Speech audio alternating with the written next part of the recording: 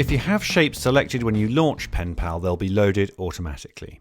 Otherwise, select one or more layers with shape paths or mask paths and double-click in Penpal's canvas to load them. Select paths by drawing a marquee over them.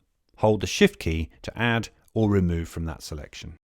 Right-click on an empty area of canvas to bring up the context menu, which has options to remove and solo selected paths in the view.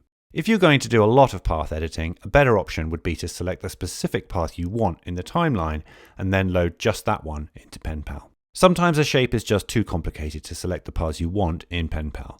If that's the case, zoom into the composition panel and use your pen tool to select a point on each path you want to target.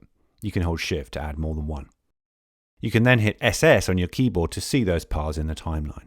And now that you have specific paths selected, you can double-click in Penpal to load them and edit them without the distraction of the other paths. Penpal can't track changes that you make to paths outside of its panel. So if we added points in the composition here, we'd need to reload Penpal to see them. Click the card on the right to watch the next video, or the one on the left for the whole playlist.